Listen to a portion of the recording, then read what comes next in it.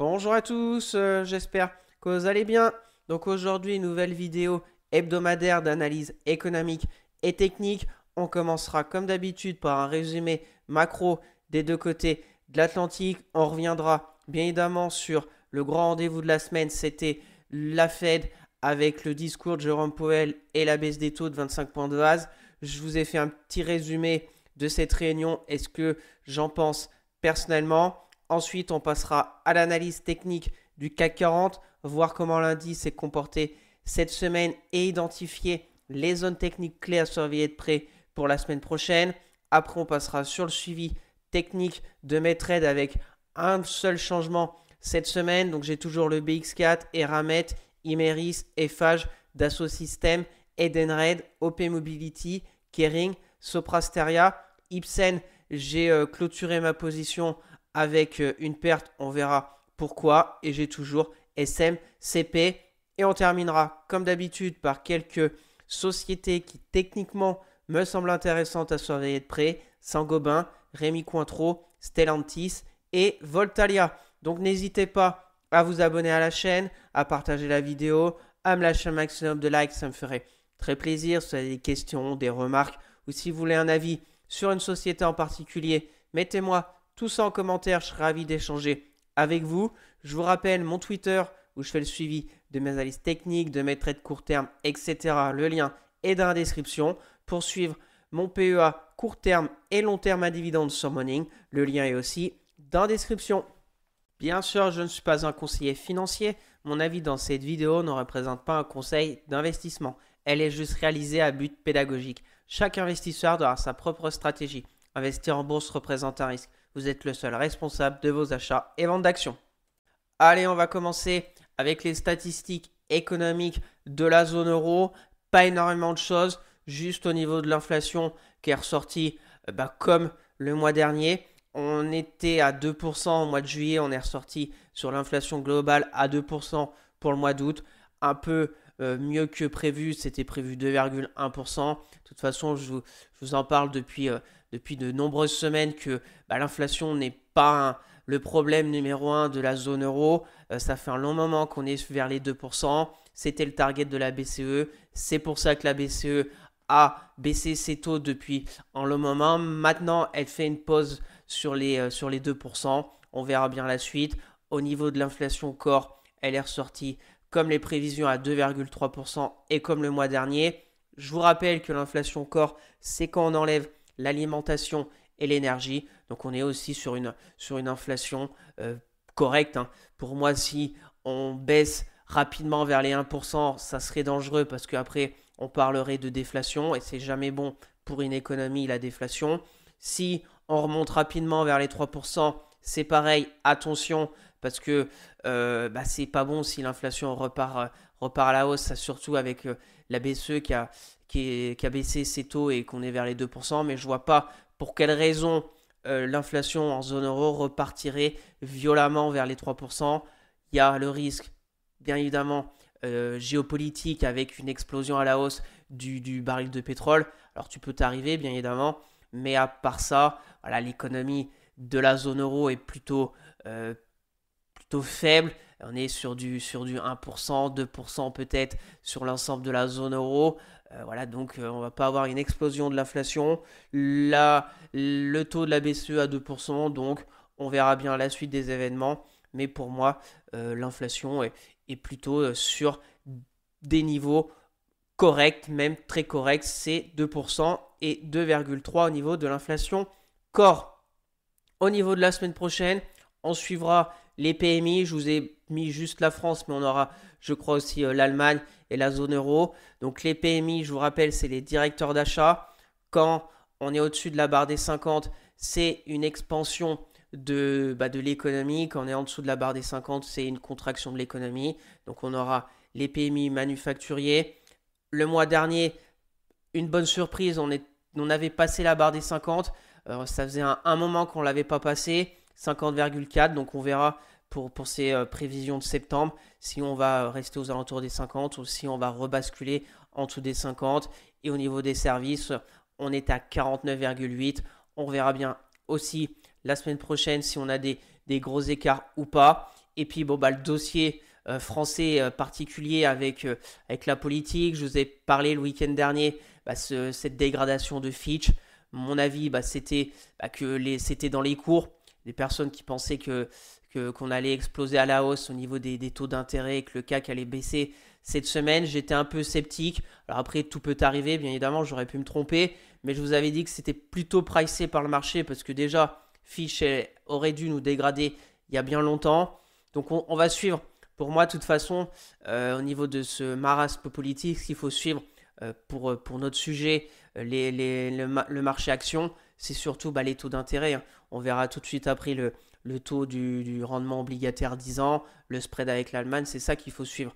Là, on a un nouveau Premier ministre, Monsieur Lecornu. On va bien voir la composition de son gouvernement. On va bien voir les annonces pour ce budget de 2026, les coalitions qu'il va devoir faire pour passer ses lois, parce que c'est toujours bah, la même histoire au niveau de l'Assemblée nationale qui est scindée en trois blocs. Donc voilà, je n'ai pas d'autres analyses à faire, hein. On va attendre de voir la suite. Et surtout, est-ce qu'il va y avoir une réaction sur le marché? On parle de la taxe Zuckman. Est-ce qu'elle va être mise en œuvre? Pas? Quelles pourraient être les conséquences pour les grosses entreprises françaises, etc., etc. Plein d'inconnus sur ce volet bah, politique française. Et surtout, c'est pour ça aussi que je pense que bah, le CAC 40 voilà, navigue, hein. Quand on voit les indices américains qui sont au sommet, le DAX a un peu consolidé, mais bon, a eu une telle performance sur cette année. Et puis bah, le CAC 40, c'est je crois l'indice le plus faible des grands indices mondiaux. Et ben, il navigue à vue parce qu'à tout moment, voilà, on peut avoir encore une dissolution de l'Assemblée nationale, etc. On a aussi les manifestations. Attention, pour le moment, c'est une grogne, mais plutôt politisée pour moi. On verra bien parce que on voit bon, à la télé, etc., les médias, mais ça pourrait générer après plus d'une crise sociale, sociétale, et ça pourrait être très dangereux pour l'économie du pays et par ricochet pour les marchés actions. Donc, affaire à suivre et rendez-vous bah, le week-end prochain pour peut-être qu'on aura le gouvernement français et voir la réaction des marchés suite à ces nominations de ministres. Allez, on traverse l'Atlantique pour aller voir les statistiques du côté des États-Unis. On a eu début de semaine les ventes au détail qui ont plutôt surprise pour moi positivement parce qu'on est ressorti à 0,6%, c'était prévu 0,2%. Et si on est ressorti comme le mois précédent. Donc pourquoi je dis positivement? Parce que pour moi aux États-Unis on arrive à un tournant. On a eu la Fed qui a baissé ses taux de 25 points de base. On a un petit ralentissement de l'économie, un petit ralentissement au niveau du marché de l'emploi aux États-Unis. Donc attention, la vraie question qu'on aura la réponse dans les prochains mois, c'est est-ce que Jérôme Powell a baissé les taux trop vite ou pas assez vite? Voilà, c'est compliqué. On sait qu'il y a toujours un décalage entre la baisse des taux et que le temps que ça infuse dans l'économie.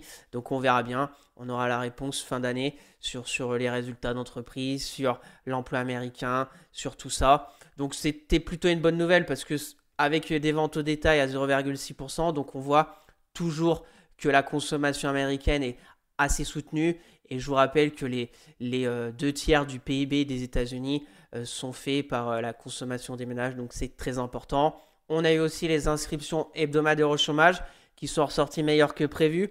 Donc là aussi, c'est plutôt une bonne nouvelle parce qu'on avait eu 2 semaines de suite vers les 264 000 nouveaux inscrits. Donc là, c'est pareil. Si on atteint les 300 000, voire plus, attention, ça voudra dire que sûrement le chômage va repartir à la hausse. Et le chômage, on verra bien, on était à, je crois, 4,2. On monte petit à petit, on était à 4, 4,1, 4,2. Là, c'est pareil, si on passe la barre des 4,5 dans les prochains mois, attention, parce que le risque, c'est, je ne vois pas vraiment encore une récession, mais peut-être une stagflation, parce qu'on aura peut-être toujours de l'inflation aux États-Unis et une baisse de l'économie. Donc, peut-être stagflation ou une baisse plus prononcée de l'économie. Et ça, évidemment, ça peut être un danger pour les États-Unis. Donc ces taux 4,25. Je vous ai fait un petit résumé juste après qu'on parlera de tout ça. Mais voilà, pas de grandes annonces. Plutôt quand même une feuille de route. Il a laissé entendre qu'il allait encore baisser 2 fois les taux d'ici la fin de l'année. Sûrement de 25 points de base.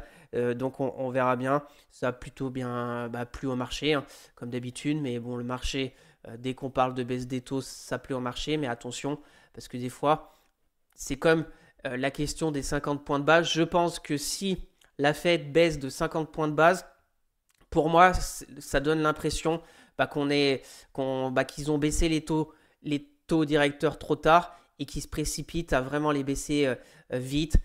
Donc c'est peut-être qu'on a un risque futur de récession, un fort ralentissement économique. Donc c'est mon avis. On verra bien la suite. Je vous ai mis la semaine prochaine, il y aura le PCE Core. C'est pareil, c'est l'indice des prix à la consommation des ménages. Donc c'est toujours important parce que après, si on a un gros écart par rapport au mois dernier ou aux prévisions, c'est peut-être avant couvert de ne remonter encore de l'inflation globale. Donc affaire à suivre. Voilà pour les États-Unis. Pour moi, on est un peu un tournant. On a les marchés américains qui sont vraiment au zénith. Je ne sais pas la performance depuis les plus bas de cette semaine d'avril avec les tarifs douaniers de Trump. Mais on a vraiment une ligne droite. Ça n'arrête plus de payer. Le VIX est vraiment plutôt faible. Donc attention. Moi, ce que j'ai peur, c'est qu'il va bien y avoir une correction, au moins une consolidation au niveau des marchés américains. Je vois mal le CAC 40 et notre indice national casser les 8000 points pour aller tout seul sur des records si les indices américains chutent. Et si je ne vous ai pas parlé encore, mais les résultats des entreprises sur ce troisième trimestre vont arriver sous peu. Donc aussi, on va voir s'il y a eu un impact avec les tarifs douaniers, les prévisions aussi de ces entreprises. Parce que sur le discours de Jérôme Powell, ça a été dit qu'au niveau de ces tarifs douaniers, il n'y avait pas eu vraiment encore de répercussions sur l'inflation et sur le prix final parce que les entreprises américaines renient un peu sur leur marge. Alors attention, parce que si, on verra bien aussi quelles entreprises, etc. et sur quel ordre de grandeur, bien évidemment. Mais si on commence à avoir des annonces aux résultats comme quoi les prévisions sont ajustées suite à ces tarifs douaniers, je ne pense pas que ça va plaire au marché si les marges se restent stables, surtout sur les gros mastodons, parce qu'avec eux, faut de l'excellence. Hein. Quand on a des PER, des valorisations sur le marché américain vraiment très très très élevées, là, il faut de l'excellence. Si on a une petite mauvaise nouvelle, ça peut très très vite partir à la baisse. Donc voilà, on est pour moi dans un tournant, on verra bien. Ça va être très intéressant de voir cette deuxième partie de l'année sur les marchés américains. Allez, on passe rapidement à ce petit résumé que je vous ai fait suite à la réunion de la Fed et du discours de Jérôme Powell. Donc on a vu que la Fed avait baissé ses taux de 25 points de base. On est maintenant dans une fourchette de 4% à 4,25. Ce nouvel abaissement du coût du crédit marque le début apparent d'un cycle d'assouplissement monétaire pour le reste de l'année. On en a parlé, sûrement encore 2 baisses de taux. On verra bien, 25 points de base, 50 points de base. On suivra ça ensemble. Le motif évoqué, c'est que le marché du travail montre des signes d'affaiblissement. Les créations d'emplois ralentissent et le taux de chômage augmente légèrement, bien qu'il reste relativement bas. Je vous ai donné mon avis sur tout ça. On suivra le chômage de très près et l'inflation aussi qui demeure élevée, plus élevée que l'objectif de 2%. On est sur l'inflation vers les 3%, donc on est encore loin des 2%. On va surtout voir si elle repart à la hausse ou si elle continue de revenir vers ces 2%. Pour le moment, elle colle vers ces 3%, donc affaire à suivre. Et le comité juge que les risques à la baisse sur l'emploi ont augmenté. On a parlé du taux de chômage aussi, 4,2 pour le moment. Attention, si on se rapproche des 4,5, ça commencera à être un peu beaucoup au niveau des États-Unis et surtout, il ne faudrait pas que ça s'emballe. Les orientations futures et les projections, donc la Fed indique qu'elle restera attentive aux données à venir, en particulier celles portant sur l'inflation, le marché du travail, les anticipations inflationnistes et les développements financiers et internationaux. elle est prête à ajuster la politique monétaire si des risques se manifestent. Donc je vous ai parlé, pour moi, si la Fed baisse de 50 points de base, c'est qu'il y aura un gros risque futur et je pense que ça ne plaira pas au marché. Ensuite, selon les projections économiques présentées par les membres du FOMC, la croissance du PIB est modérée pour les années à venir. Donc, on va espérer que le PIB aussi aux États-Unis ne flanche pas et surtout pas de récession. Et l'inflation encore au-dessus des 2% dans l'immédiat et le chômage prévu en légère hausse. Et pour finir, donc il y avait un membre du comité, c'est Steven Miran. C'est le seul qui n'a pas voté comme les autres. Lui, il a voté pour une baisse de 50 points de base du taux de la Réserve fédérale. Alors pourquoi? Parce que c'est ce monsieur qui a été nommé par la présidence Trump. Alors bien évidemment, depuis un moment, Trump milite pour ses 50 points de base. Donc bien évidemment, ce monsieur qui a été mis ici par Trump, ça va être la voix de Trump à la Fed. Donc voilà, si Trump dit 100 points de base, lui il va dire 100 points de base. C'est comme ça, c'est politisé bien évidemment comme tout. Voilà ce qu'on pouvait dire sur cette réunion de la Fed. J'ai envie de dire affaire à suivre et on restera attentif au chômage et à l'inflation. Allez, on passe rapidement au petit graphique que j'aime bien vous faire suivre chaque week-end parce que je pense qu'il peut y avoir un impact significatif sur le marché action par rapport à ces graphiques. Bien évidemment, donc le 10 ans français à surveiller comme le lait sur le feu. Pourquoi? Parce que ça pourrait générer beaucoup de pression sur le marché action et bien évidemment sur l'économie, sur surtout la dette française. Pour moi, on connaît mes niveaux, c'est 3,60. Si on passe c'est 3,60 sur le 10 ans français. Danger. Pour le moment, la dynamique est très haussière, il n'y a rien d'autre à dire.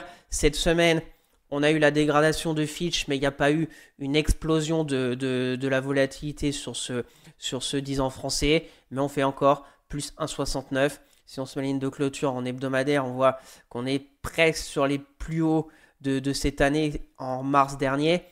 Donc attention, on verra bien. On est un peu sur des œufs, hein, j'ai envie de dire.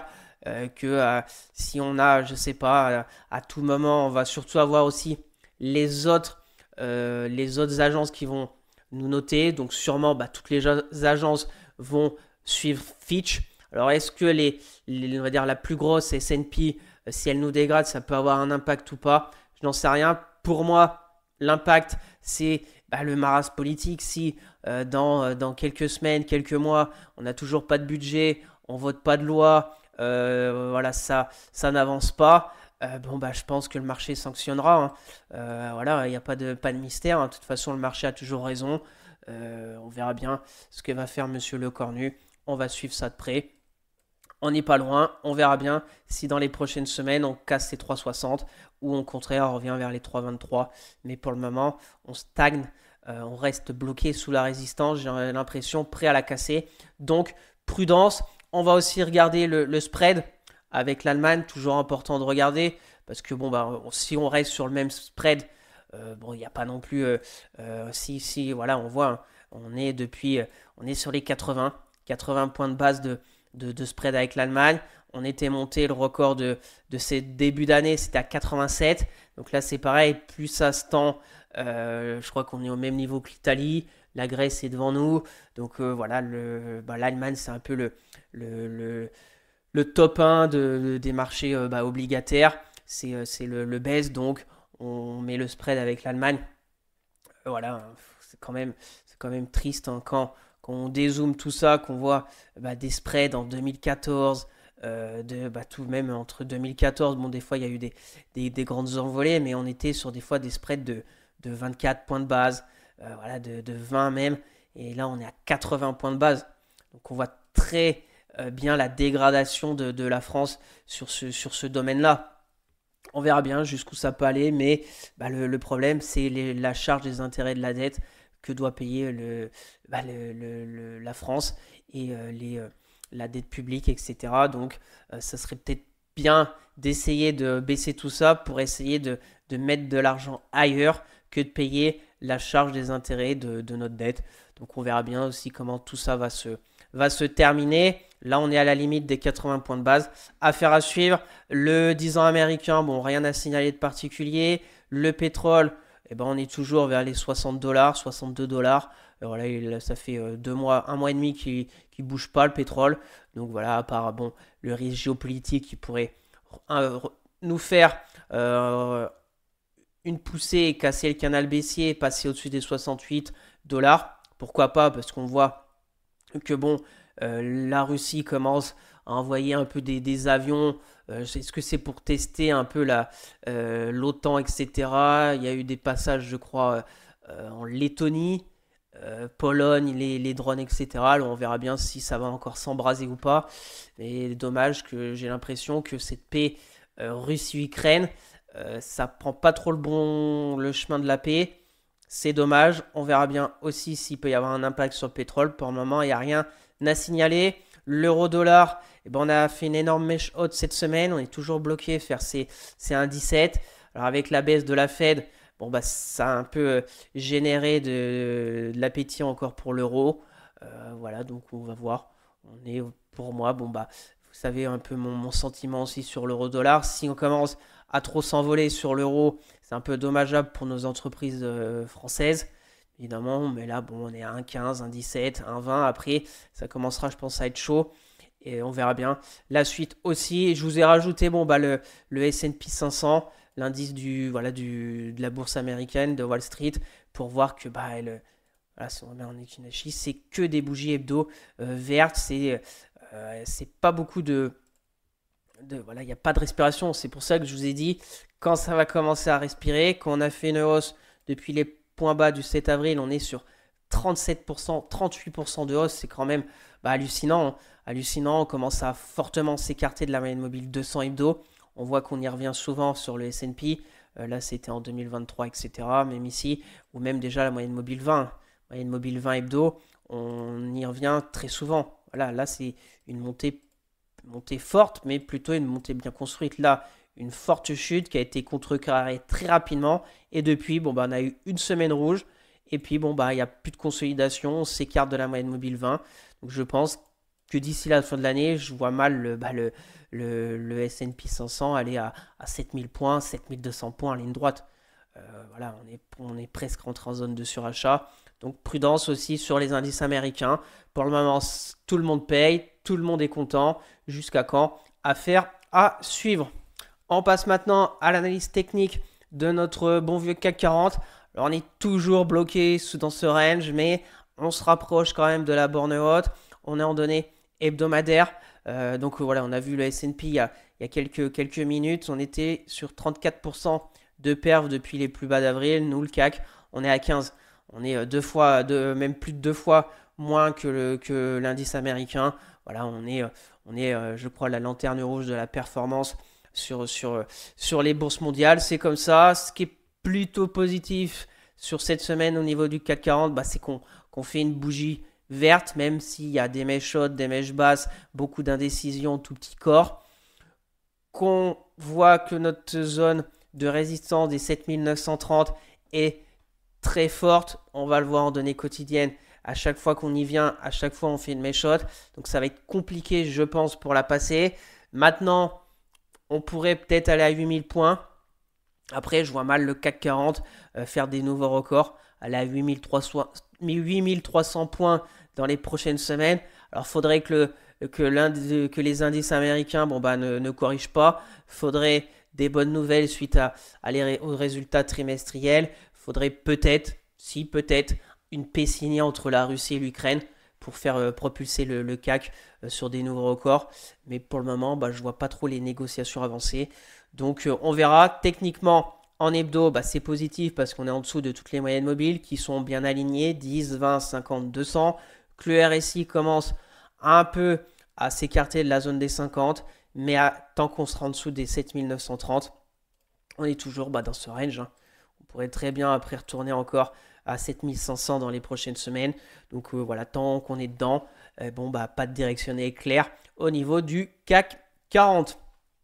Au niveau de cette semaine, de la semaine dernière, en données quotidiennes, donc on voit, donc on avait commencé la semaine, donc lundi, donc malgré la dégradation de Fitch, etc., de la politique française, etc., on a quand même été chercher ces 7931 points. Mais shot sur la journée de lundi, mardi, mercredi, 2 journées consécutives baissières.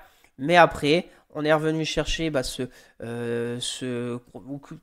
au niveau de toutes les moyennes mobiles, 10, 50 et 20. Et on est reparti jeudi. Mais j'ai l'impression que cette fin de semaine, on a eu un CAC qui a progressé. Mais j'ai l'impression qu'il a progressé, si je puis dire, à reculons. Parce que bon, on a une méchotte à chaque fin de séance. Ça part bien la matinée, mais l'après-midi, bon bah jeudi, méchotte. Vendredi, encore pire. Parce que là, on était là-haut et on finit rouge. Donc on finit plus bas que l'ouverture du vendredi. Donc on verra. On verra bien. Vu les bougies, ça me laisse penser qu'on va encore la semaine prochaine peut-être pinailler. Au pire, on pourrait au mieux encore zigzaguer comme ça avec peut-être peu de volatilité. Ou au pire, revenir ici dans on va dire la partie intermédiaire de ce range d'entre 7005 et 7930. Et puis si on a des bonnes nouvelles et que ça casse, on casse les 7930. Et puis on pourrait peut-être aller combler ce gap baissier du 27 mars, direction les 8000 points. Et puis après, on verra bien si on fait le même scénario quand on était bien sorti, qu'on a fait une sorte de bull trap. Est-ce qu'on pourrait faire la même chose? Peut-être. Donc voilà les niveaux. Ils sont clairs, on les a marqués depuis un long moment. Pour le moment, le marché suit bien ces niveaux. Voilà, si on a une bougie journalière la semaine prochaine, clôture au-dessus des 7930, pour moi, ça ouvre la voie pour aller combler ce gap et vers les 8000 points. Pour le moment, c'est plutôt bien orienté, même si les 2 derniers jours ont fait des grandes méchottes. Donc on voit que les vendeurs sont bien positionnés vers cette zone des 7930. Affaire à suivre. Et on se donne rendez-vous le week-end prochain pour voir sur quel niveau sera le CAC 40. Donc avant de passer au suivi technique de mes trades, petit point rapide sur la performance du portefeuille qui a été équivalente à celle du CAC 40, soit environ 0,40% de perf. On verra bien ce qui va se passer la semaine prochaine. Je vous ai dit un seul changement dans mes trades. J'ai clôturé Ipsen en perte avec une perte d'environ 4%, soit 42 euros. Voilà, le scénario ne s'est pas passé comme prévu. Le plan est caduc. Je préfère prendre ma perte et passer à autre chose. Allez, on passe maintenant au suivi technique de mes trades en toute transparence, en commençant par le BX4. Donc on a vu le CAC 40, on est sous une résistance au niveau du CAC 40, on peine à aller plus haut, mais il n'y a pas non plus affolement au niveau des prises de bénéfices, donc on est un peu, pour moi, statu quo. Par contre, pour les personnes qui souhaitent soit shorter le CAC 40 parce qu'ils pensent qu'on n'arrivera pas à aller vers les 8000 points, bien évidemment, il y a la stratégie de prendre du BX4, mettre un stop par ici, et puis aller le premier, on va dire, range. La première zone intermédiaire du range, c'est ici, et si on retourne jusqu'en bas, c'est ici. Donc le risque récompense de presque 2. Pourquoi pas? C'est, je pense, tout à fait recevable ce genre de scénario, où il y a le scénario soit d'attendre vraiment une vraie validation technique, ça veut dire, je sais pas, un gap baissier, ou sinon, un excès haussier, ça sera encore presque mieux, ça veut dire qu'on irait sur le BX4 par ici, qu'on irait combler le gap baissier sur le CAC, qu'on irait faire les 8000 points, et là, par contre, si on a un retour vraiment des vendeurs, un marché américain qui commence un peu à vaciller, et là, ça serait excellent pour une position short sur le CAC. Voilà, on aurait un très bon risque récompense juste de revenir par ici, à peu près comme ça. Et puis je parle même pas si on allait jusqu'en bas. Pourquoi pas? Pour les personnes qui pensent vraiment que le CAC n'ira pas faire des nouveaux records, ça se regarde. Ça se regarde. Pour les personnes un peu comme moi, qui ont du BX4 pour couvrir, moi ce que je regarde, c'est essayer de faire baisser mon PRU. J'ai toujours pas mal de trades ouverts et qui se passent plutôt pas mal pour certains. Donc j'accompagne tant qu'on n'a pas de signaux de faiblesse. Et puis quand on commencera peut-être à avoir des signaux de faiblesse, me renforcer en BX4, commencer à clôturer mes trades court terme. Et puis on verra bien jusqu'où ça va nous mener. Alors pouvez très bien commencer à bâtir une position. Pas vraiment d'avoir de stop. Voilà, avoir un stop assez très, très large, je ne sais pas, sur les records au niveau du CAC. Et puis se dire, bon, bah, tant commencer, hein, je parle de commencer à bâtir, c'est-à-dire pas faire all-line sur le BX4, mais prendre une petite position. Si on commence à monter encore sur le CAC 40, soit à baisser sur le BX4, par exemple, en reprendre quand on ira combler le gap baissier sur le CAC, ça fera baisser votre PRU. Et puis, bon, bah, essayez d'accumuler du BX4 parce que vous avez la conviction que le CAC 40 n'ira pas faire des nouveaux records dans les prochaines semaines. Alors, bien évidemment, tout peut arriver. Il peut y avoir, comme je l'ai dit, un traité de paix ou une autre raison pour le BX4 exploser à la hausse. Mais avoir au moins un scénario en tête, c'est primordial pour la suite. On continue avec Eramet. Donc Eramet, très belle bougie. Très belle bougie lundi. Plus 8%. Donc là, bravo.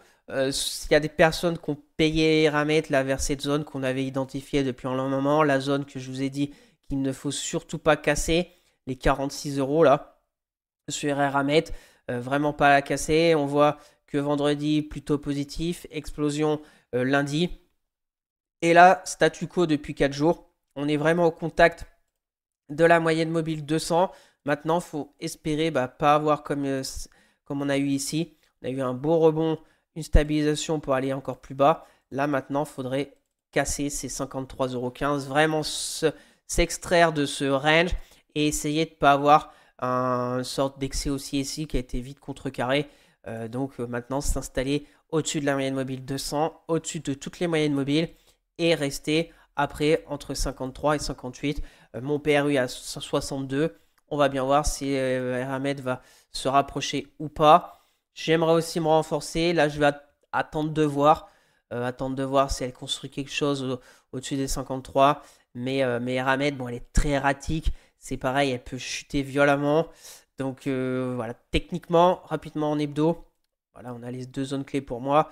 Il nous reste la moyenne mobile 50 hebdo à vraiment franchir. C'est la 200 journalière aussi à bien franchir.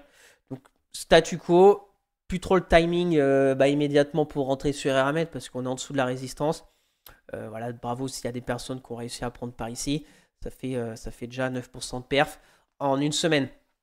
Donc on verra bien, elle se réveille. Maintenant, il faut vraiment passer ces 53,15 € sur Eramet. Le RSI, c'est plutôt aussi pas mal.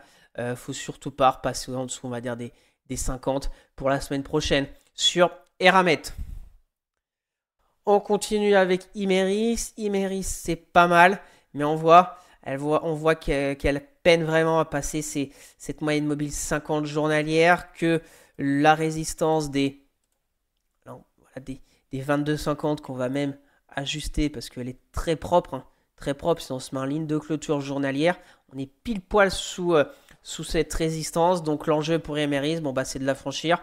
On voit très clairement que vendredi, on a quand même été jusqu'à 23,40 € pour se dégonfler, pour revenir en dessous de cette zone des 22,60 €. Donc voilà, l'enjeu pour Imerys, c'est vraiment de se rapprocher de ces 23,64 et aller après dans ce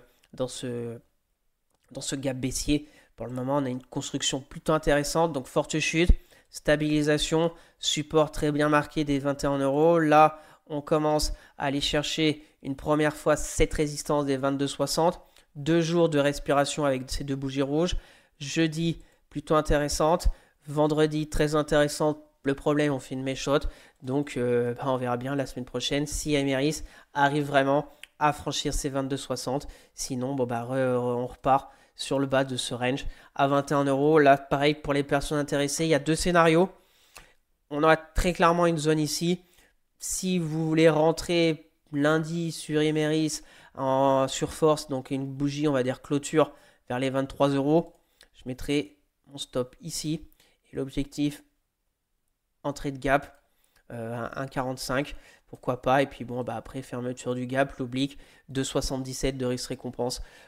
Stratégie pour moi tout à fait recevable. On croise à la hausse M10, M20. Donc à part la 50 qui est en résistance dynamique, c'est plutôt pas mal. Donc affaire à suivre sur Imerys. Pareil, ma stratégie, essayer de me renforcer. J'ai qu'une petite position sur Imerys. Mon PRU est très élevé, donc maintenant j'essaye de faire baisser mon PRU sur Imerys. On continue avec Eiffage. Donc Eiffage, pareil, on voit très clairement ces zones de résistance des 112, hein.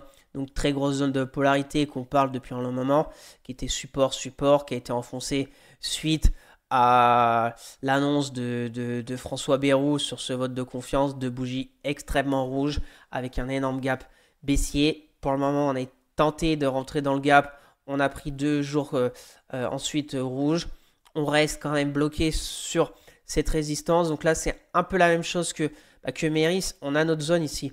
De surtout pas aller en dessous. Sinon, pour moi, on pourrait revenir vers les 108, voire les 104.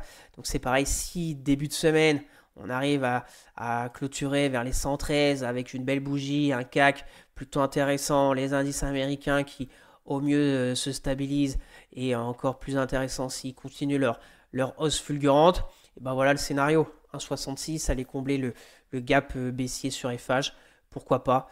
Donc affaire à suivre. On passe à Dassault Systèmes. Donc Dassault Systèmes, plutôt intéressante aussi cette semaine. Et là on voit aussi, il y a eu la consolidation. Donc là techniquement très propre. On a eu la forte chute, la phase de stabilisation, le croisement M10-M20, là le passage de la résistance, la petite respiration, mais il fallait pas aller plus bas. Voilà, on est revenu sur les 27,10 et puis après on a accéléré à la hausse. Donc pour être honnête et transparent avec vous, j'avais envie vendredi là de me renforcer sur Dassault Systèmes. Le seul obstacle qui me fait un peu peur, c'est cette moyenne mobile 50. Parce que j'ai l'impression que cette config, c'est un peu la même qu'on avait eu ici. Donc là, c'était intéressant. C'était même là que j'avais commencé mon trade sur Dassault Systèmes. Et là, pareil, on a eu la même chose qu'ici. Et le problème, c'est la moyenne mobile 50, qui est vraiment une grosse résistance dynamique depuis qu'on l'a passé à la baisse le 26 mars. On voit ici qu'on a flirté et on n'a jamais réussi à clôturer au-dessus de cette moyenne mobile 50.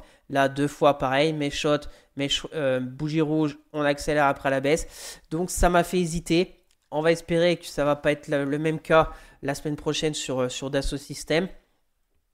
Et si on arrive à aller un peu plus haut, peut-être me laisserai tenter par faire baisser un peu mon PRU pour avoir, mon objectif, ça serait, si si je prends ici, pour moi l'invalidation ce serait par ici, mon PRU sera, je pense, par ici. L'objectif pour moi c'est de revenir flat et voir après donc vers les 29-27. Voilà, le risque récompense n'est pas bon. Après pour les personnes intéressées, évidemment après vous pouvez viser plus haut, mais si on revient en dessous des 27 euros là, qu'on recasse la moyenne mobile 10-20, ça sentira pas très bon sur Dassault Systèmes. Donc affaire à suivre, il y a vraiment du mieux cette semaine sur le passage des 27-38, la petite consolidation. Si on se met en 4 heures, c'est une sorte de drapeau un peu. Allez, rapidement. Et puis on a cassé ce drapeau. Donc si on analyse un peu le mât sur franchissement, voilà, ça nous donne les 29-27 comme objectif de cette figure de drapeau avec le mât, etc. Donc on verra bien ce qui va se passer la semaine prochaine sur Dassault Systèmes. On continue avec Edenred. Edenred, c'est le gros gadin, c'est la mauvaise gestion du trade pour ma part. Et il n'y a pas de pullback, il n'y a pas de rebond, il n'y a rien. On est en zone de survente depuis le 8 septembre, donc depuis là, et elle continue de baisser, et elle se stabilise à 20,10 €. Mais bon, c'est vraiment, j'ai envie de dire, très moche, hein. Edenred, c'est très très très moche. Je sais pas comment elle va se relever, je sais pas quand. Donc là, bien évidemment, je ne touche à rien. Je me suis laissé emporter par cette baisse fulgurante, 25% de moins-value. Donc c'est ce que je dois corriger dans le futur, de ne pas me laisser emporter dans ces baisses. J'aurais dû prendre ma perte ici, vers cette bougie rouge. Ça m'aurait fait peut-être 10-12%, voire ici 10%. Mais voilà, on aurait limité les dégâts, hein. Je me serais coupé un doigt au lieu de me couper peut-être un bras ou plus dans les prochains jours ou prochaines semaines. Pour les personnes intéressées par Edenred, s'ils sont vraiment contrariens, il y a stratégie comme d'habitude, essayer un rebond. Une belle bougie verte, je sais pas, à 20,93, un stop par ici, on voit la stabilisation. Et puis le premier objectif ici, Bon, bah, le risque récompense n'est pas top. Et si, bon, pour X ou Y raison, il y a un rebond fulgurant sur Edenred parce que le gouvernement va baisser les taxes sur sur les tickets restaurants, mais j'ai bien peur que c'est plutôt une augmentation d'impôts et de taxes avec le gouvernement français. Mais on ne sait jamais. Et bien évidemment, ça pourrait plaire à Edenred. Mais j'y crois pas trop. On verra bien. Je suis toujours dans le train. On va voir jusqu'à quand. Et puis on est sur des niveaux de 2017, hein. Vous voyez cette hausse fulgurante et cette baisse fulgurante en mensuel, hein. On a baissé de 67% sur Edenred depuis octobre 2023. Donc ça date pas de 10 ans. Donc prudence sur Edenred. On verra bien jusqu'où elle va m'emmener. On continue avec OP Mobility. Donc OP Mobility, très belle bougie de vendredi. Donc OP Mobility, voilà, elle navigue. Ce que j'ai bien aimé sur OP Mobility cette semaine, c'est la moyenne mobile 50. On voit mon trade commençait le 11 août suite à ce franchissement de petit canal baissier, sorte aussi de drapeau. On est revenu vers la 20. On a fait une belle impulsion haussière. Là, un gap baissier, ça a hésité. On voit les méchots, on n'arrivait pas. On était chercher la polarité qui était un peu pour moi la limite. Si on allait en dessous, j'aurais peut-être pris ma petite perte. Mais elle repart à la hausse. C'est une très belle bougie de vendredi. Donc peut-être avoir, pour mon cas, me renforcer. On voit aussi que bon, on fait toujours une petite méchotte dans ce gap. Donc il n'est toujours pas comblé en clôture. Qu'on va voir.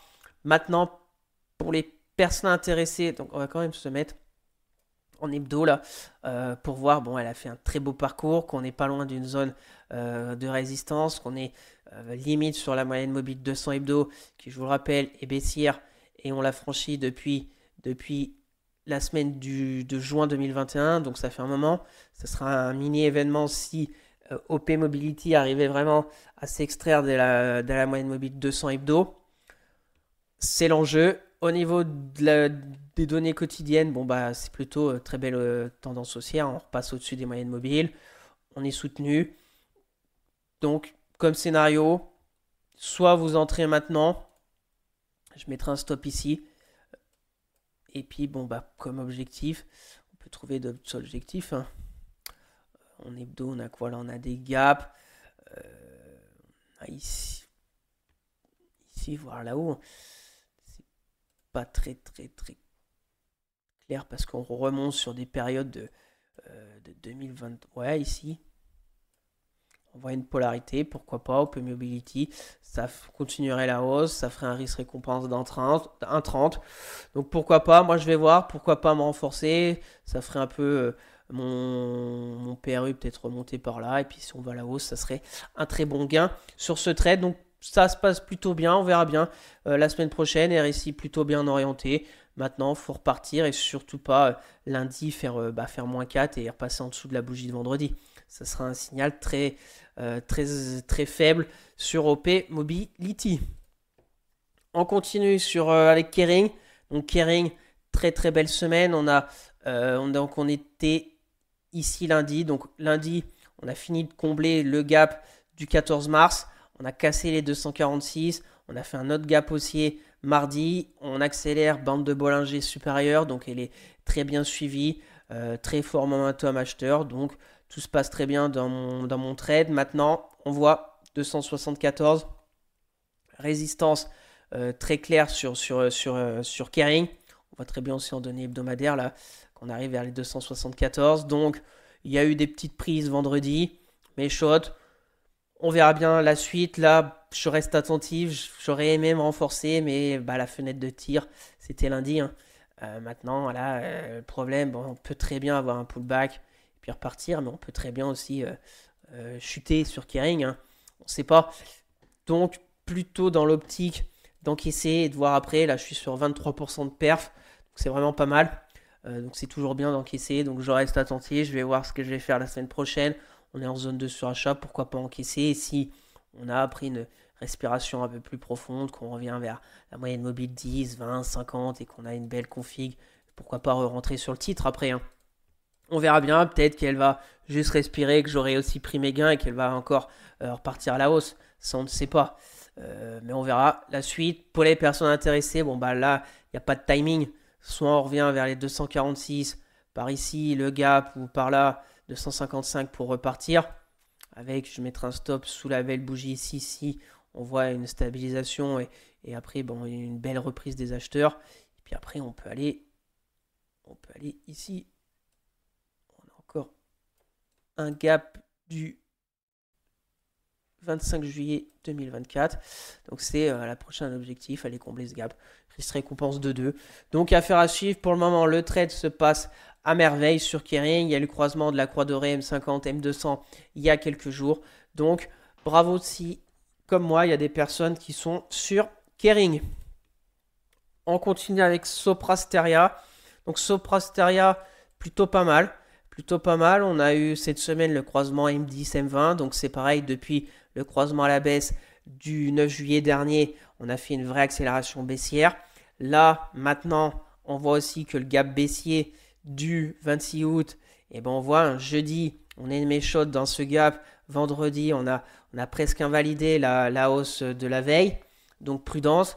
On voit, c'était une très belle construction. J'ai pris le trade le 9 septembre. On voit, on a fait des bougies rouges, mais le lendemain, ça vend. Ici, la même chose. Donc on va voir. L'objectif pour moi, c'est d'aller à 170 sur Soprasteria. Pourquoi pas un peu me renforcer, on verra.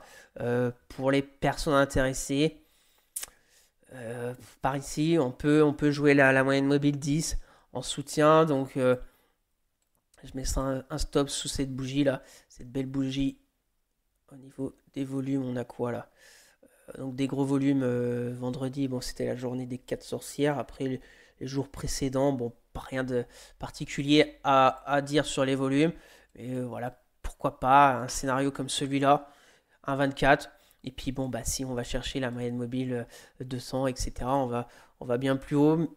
On verra, je suis dans le train. L'objectif, c'est déjà de ne pas perdre d'argent sur ce trade. Donc si on revient dangereusement vers mon PRU, je pense que je couperai la position. Si on voit que ça se stabilise et que ça veut repartir, pourquoi pas me renforcer.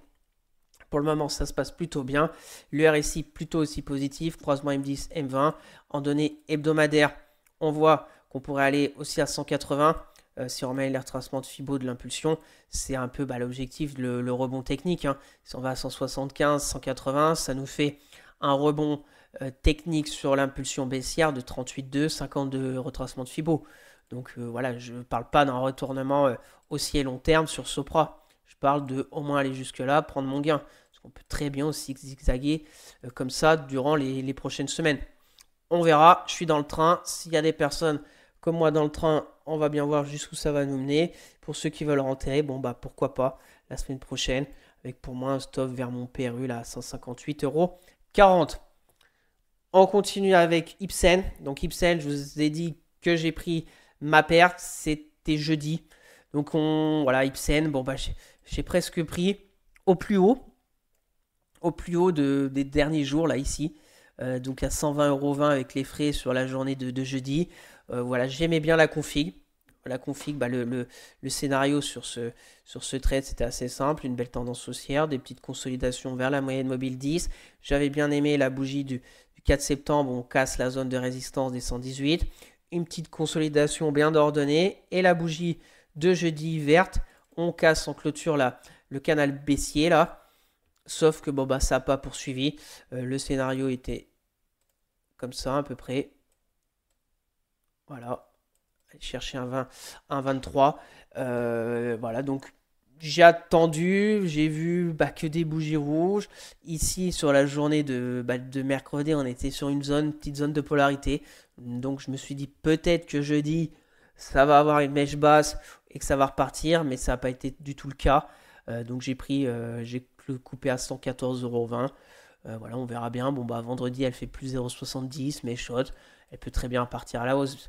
Mais moi, je suis plus dans le train. On va avoir en plus un croisement M10, M20. Donc peut-être des résistances dynamiques. On est peut-être sur maintenant le scénario comme ça pour repartir. Je n'en sais rien, on verra bien. Mais moi, je suis plus dedans. Le scénario a été invalidé. Donc je préfère prendre ma perte. On a vu à peu près 4% et demi. Voilà, c'est comme ça. 5% presque. Donc, on passe à autre chose au niveau d'Ipsen.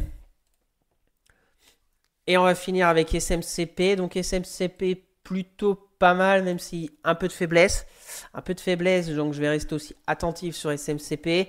Donc SMCP, si on regarde depuis la belle tendance haussière, très bien ordonnée, très belle tendance haussière technique, des petits canaux de respiration qui vont chercher la moyenne mobile 50 une fois, deux fois, trois fois. Donc j'ai décidé de rentrer jeudi dernier, le 11 septembre sur SMCP. Ça a bien progressé. J'avais bien aimé le passage de résistance des 6,74 la journée du 15 septembre. On a accéléré. Premier signal un peu de faiblesse, c'était jeudi. On fait une englobante baissière, donc par rapport à la bougie précédente. On voit, on va chercher les 7,03 pour après clôturer à 6,78. Donc on englobe toute la bougie de mercredi. Donc petite faiblesse. Après on a bien progressé, donc pourquoi pas, on va attendre. Vendredi on continue un peu la baisse, moins 62. Donc on est limite, hein, on est à la marge sur la zone de polarité. Donc il faudrait vraiment réagir début de semaine prochaine. On peut aussi se fixer les retracements de Fibo. Se dire, bon, bah, l'impulsion a commencé là, on était jusque là. Donc on est à 38,2. Donc si on revenait à 6,57, 6,50, pour moi, ça se sentira pas très bon sur SMCP. Et on pourrait retourner après rapidement vers la zone des 6 euros. Donc pour moi, je reste attentif. Je suis toujours dans le positif. On verra bien. Par contre, si on a une belle bougie lundi ou mardi et qu'on repart à la hausse, là, pour mon cas, pourquoi pas me renforcer. Et pour les personnes intéressées, bon, on attend la construction. Si on a par exemple un scénario comme ça, et qu'après on casse. Alors il y a soit la possibilité de prendre position sur les plus hauts bas récents ici, mettre un stop par rapport à la bougie, soit par exemple de vendredi, objectif là-haut, risque récompense très intéressante de 2,60. On continue la tendance haussière qui est très bien ordonnée. Soit on va plus bas et là bon on laisse de la marge. Mais on verra bien. Pour mon cas, si ça repart à la hausse, je pense que je me renforcerai. Si ça continue à revenir vers mon PRU, pareil que Soprasteria, je vais éviter de perdre de l'argent, donc je clôturerai. Et puis on verra bien si SMCP elle repart. Si on a une belle configuration technique, pourquoi pas que je re-rentrerai. Affaire à suivre sur SMCP. Voilà ce tour d'horizon des sociétés qui me restent dans mon portefeuille. Il y a du bon, il y a du très bon, il y a du très mauvais comme Edenred. Donc on se donne rendez-vous le week-end prochain, la semaine sur Twitter, où à chaque fois que je prends position ou que je clôture un trade, je vous le partage sur Twitter. Pour me suivre, le lien est dans la description. Et on va finir comme d'habitude par quelques sociétés qui techniquement me semblent intéressantes à surveiller de près. On va commencer avec Saint-Gobain. Donc Saint-Gobain, je crois que ça fait 3 week-ends que je vous en parle. Parce que techniquement, elle est très intéressante. Parce qu'on a eu même cette semaine qui a été très intéressante. Parce que on avait vu le week-end dernier qu'on en avait parlé, on était ici. Donc on bloquait sous cette moyenne mobile 200 journalière. On avait toujours ce gap baissier du 26 août qui n'avait pas été clôturé. J'avais tracé une oblique baissière, pareil, qui passait sur le haut de la bougie de vendredi. Donc je vous l'ai fait suivre sur mon Twitter. On a vu qu'il y avait un peu de faiblesse, qu'on était revenu chercher la moyenne mobile 10, que la bougie de jeudi était intéressante en journée, mais au final, on a clôturé sous l'oblique baissière, sous la moyenne mobile 200 et sous le gap baissier. Et que vendredi, on fait encore une mèche haute sur Saint-Gobain. Et on est toujours sous la moyenne mobile 200 et sous le gap baissier du 26 août. Alors on a passé un peu l'oblique, mais bien évidemment l'oblique c'est juste pour avoir un visuel. Hein. Je peux le tracer comme ça l'oblique. Hein. Et puis on est toujours dessous. Donc voilà, je vais la suivre parce que curieux de voir Saint-Gobain si elle va enfin clôturer ce gap. Et ce qui peut être intéressant, c'est le scénario un peu comme on a vu. Sorte d'épaule, tête-épaule, biscornu. Je vous l'accorde, mais dans l'idée, ça serait de prendre position sur une belle bougie, par exemple à 95,50. Je mettrai un stop sous soit la config, mais après, le problème de l'épaule, tête-épaule était intéressante comme ça, mais l'épaule droite est plutôt ici. et pas ici. Ou voilà, ou peut-être une sorte de canal haussier là. Ouais, plutôt intéressant, oui, le canal haussier. On le voit à 4 heures, oui, il est tout à fait pour moi recevable, ce canal haussier. Donc voilà, moi je mettrai un stop par ici. Parce qu'après on pourra aller rapidement. Alors sauf si bien évidemment vous êtes moyen terme et sur Saint-Gobain et vous dites bon bah le support des 90-28, faut pas qu'il soit enfoncé. Et puis bon bah l'objectif, on est toujours sur la phase un peu de range, hein, phase latérale sur Saint-Gobain, hein. Pardon. Voilà, donc, oh là là. Voilà, on est toujours comme ça, on peut très bien aller là, repartir. Mais pour essayer d'aller en haut, on pourrait aussi mettre un stop plus serré, une plus grosse position, et puis là-haut, le risque récompense, bah, excellent. Après, bon, il y aura des obstacles peut-être ici, mais on verra. J'avais envie de encore vous la partager, bah, pour la faire suivre aussi sur la semaine prochaine, et voir vraiment si elle arrive à s'extraire des 80, on va dire des 96 euros, parce que toute la semaine, on a vu que bah, mes shots, à chaque fois qu'on arrivait dans ce gap vers la moyenne mobile 200, il y avait de la pression vendeuse. Même si après, le lendemain, bon, on n'a pas non plus chuté à la baisse. Donc, curieux de voir comment va se passer la semaine prochaine sur Saint-Gobain. On continue, donc Rémi Cointreau. Donc, ce que j'aime bien sur Rémi Cointreau, c'est la stabilisation. Alors attention, là, on est sur une tendance baissière.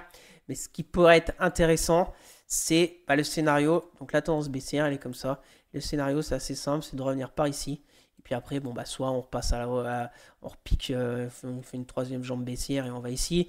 Mais bon, c'est un trade court terme. Donc le scénario, ça serait de prendre sur une belle bougie, se mettre ce stop là parce qu'elle est baissière, elle est en dessous de toutes les moyennes mobiles, elle est faible, le RSI est faible, tout est faible. Mais voilà, c'est à peu près comme ça le scénario. Aller chercher un 85, voire 2 de risque récompense, aller chercher 8% de gain, ça pourrait être intéressant. Jouer le rebond technique sur Rémi Cointreau. Prudence parce qu'elle est faible. Qu'on peut très bien aussi avoir le scénario bon, bah, d'une stabilisation et puis bon, bah, ça chute direct. Là, on est en pleine phase de stabilisation. Si on se met en 4 heures, on voit très bien cette sorte de range. Donc on peut, voilà, on peut avoir un scénario de range en 4 heures. Ça veut dire, bah, si on a une bougie 4 heures qui clôture par là, voilà, à peu près comme ça. Ou sinon, vraiment prendre sur le bas, vraiment, mais bon, sur ce genre de config, prudence, parce qu'on pourrait aller après à 41-12. Voilà, c'est pareil, j'avais envie de vous la partager, de vous la faire suivre, Rémi Cointreau, parce qu'elle peut m'intéresser pour jouer un rebond technique sur quelques jours. Et on va terminer avec Stellantis. Donc Stellantis, pas mal la semaine dernière. On va prendre du recul pour se mettre en hebdo, pour voir qu'en hebdo, on est pile pour moi sous une résistance clé, qu'on est au contact de la moyenne mobile 20 hebdo, pareil qui est baissière, mais là qui commence à se mettre à plat, qu'on a clôturé au-dessus de la moyenne mobile 10, donc il y a du mieux. Sur Stellantis, il y avait un canal baissier qui a été cassé il y a quelques jours, donc il y a du mieux aussi, qu'à part la moyenne mobile 200 journalière qui est baissière, les autres commencent à se retourner à la hausse, c'est plutôt positif. Le RSI commence aussi à s'écarter de la zone des 50, c'est plutôt positif. Maintenant, quel scénario pour Stellantis? On voit très clairement la zone des 8,72 ici, vendredi, mes shots. La zone de résistance horizontale très claire, c'est 8,72. Donc il y a deux façons. Soit vous pensez vraiment que Stellantis va la casser et bah, vous prenez position là en dessous de la zone de résistance. Mais bon, pour moi, je mettrai un stop là, en dessous de la moyenne mobile 10, en dessous de la petite zone de congestion et l'objectif est là-haut. Le risque récompense est plutôt intéressant, presque 2. Soit vous attendez vraiment une clôture ici. Là, on commence à avoir un risque récompense moins intéressant, mais plus, on va dire peut-être de chances de réussir parce qu'on aura passé et puis après, bon bah peut-être remonter son stop. Voilà les deux scénarios, mais on peut très bien avoir aussi des scénarios comme celui-là. On continue le range et on retourne à 7,51. Donc voilà, sur Stellantis, pareil, techniquement je la trouve intéressante, j'avais envie de vous la partager.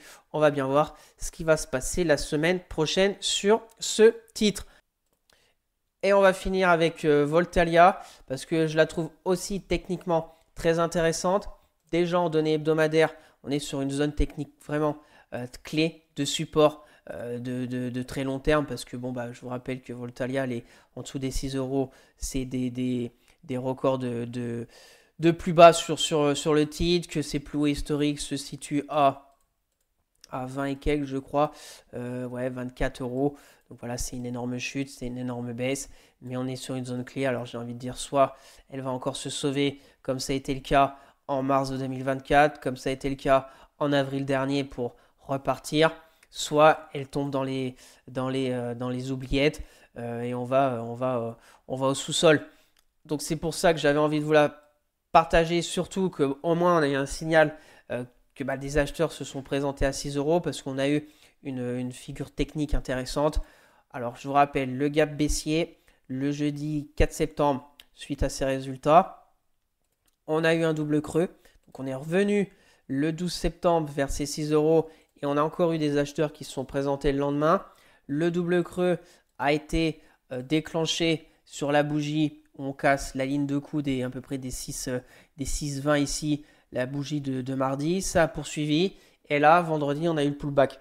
Donc là c'est idéal pour les personnes intéressées pour tenter juste un petit bout de chemin sur Voltalia, hein. Je ne parle pas des nouveaux records dans quelques mois, mais si juste tenter pour moi l'attente d'une bougie lundi, au moins on voit quelque chose, je mettrai un stop très serré par ici et l'objectif, voilà, ici. Donc c'est très rapide, hein. C'est 1,54 de risque-récompense, d'aller chercher 6% en quelques jours. Après, on peut bien évidemment accompagner, remonter son stop, etc. Et puis on verra jusqu'où Voltalia pourrait nous mener, hein. Si on fait le même scénario qu'ici ou même ici, bien évidemment, ça peut être une belle histoire. Mais je ne vais pas vous dire qu'elle va faire comme ça ou qu'elle va faire aussi comme ça, hein. Voilà. Aller à 9 euros dans les prochains mois. Mais on a un petit signal technique intéressant. J'avais envie de vous la partager. Alors bien évidemment, lundi, si on peut ouvrir avec un gap baissier et revenir à 6 euros, là c'est pareil. Regardez si vous êtes intéressé par Voltalia, voir si encore les 6 euros vont tenir. Essayez de prendre une position assez court terme dans un premier temps avec un bon management et voir jusqu'où ça menait. Ça va vous mener. Mais ce que j'avais envie, c'est le pullback. Là, on a eu le passage de résistance, pullback très clair. Maintenant, il faut repartir semaine prochaine. Donc, c'est pareil. Je vais la suivre de près, vous la faire suivre sur Twitter et voir ce qui va se passer la semaine prochaine sur Voltalia. Voilà les 4 sociétés que j'avais envie de vous partager parce que je les trouve techniquement très intéressantes. Donc, merci à tous d'avoir suivi cette vidéo. J'espère que ça vous plaît, ce rendez-vous hebdomadaire d'analyse économique et technique. Donc n'hésitez pas à vous abonner à la chaîne, à partager la vidéo, à me lâcher un maximum de likes, ça me ferait très plaisir. Si vous avez des questions, des remarques ou si vous voulez un avis sur une société en particulier, mettez-moi tout ça en commentaire, je serai ravi d'échanger avec vous. Je vous rappelle mon Twitter où je fais le suivi de mes analyses techniques, de mes trades court terme, etc. Le lien est dans la description. Pour suivre mon portefeuille PEA court terme et long terme à dividende sur Morning. Le lien est aussi dans la description. Sur ce, je vous souhaite un excellent week-end et on se retrouvera la semaine prochaine pour de nouvelles vidéos. Allez, bye!